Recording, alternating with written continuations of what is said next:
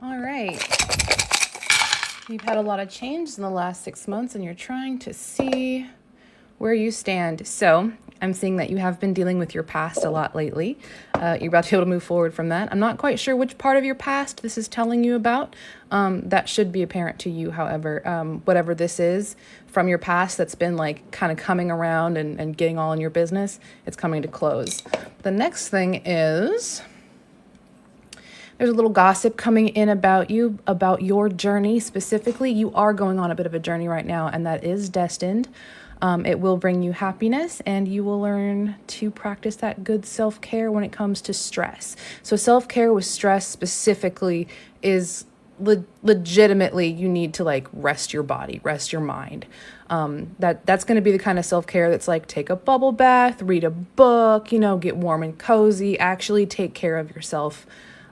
Like in ways that reduce stress. Anyway, moving on. You have a very close friend here who is protecting you from negative energy, because if that negative energy breaks through, there's a chance that it could push into depression.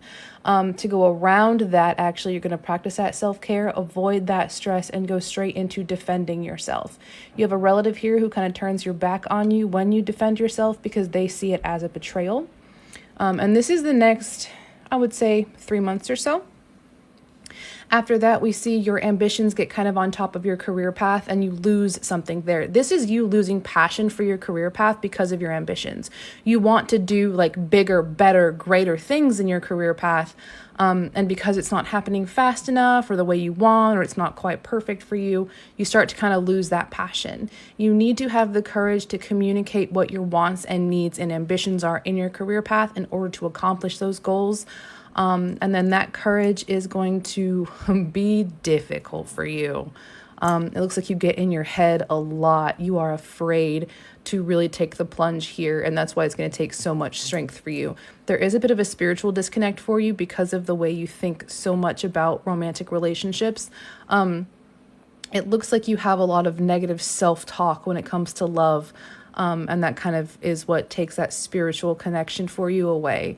There has been some loss here that I'm seeing because of the way you talk and think about yourself. It's very fear-based, anxiety-based, and it's a plague of pain. It's consistently becoming overwhelmed and hurting yourself. So you basically have this voice in your head that tells you that you're not good enough, you're not going to be able to do the things that you want. Like, that's why you have this negative change in the career path. Being crushed by your ambitions, because you want these things. You want to be able to do these things, but your brain keeps going, well, you don't deserve them. You can't do this. You can't pull it off. You're not good enough for that. So that finding that courage to work past these emotions is going to be what's important for you and really hard for you, because communicating those goals is hard to do when you don't even think that you deserve them.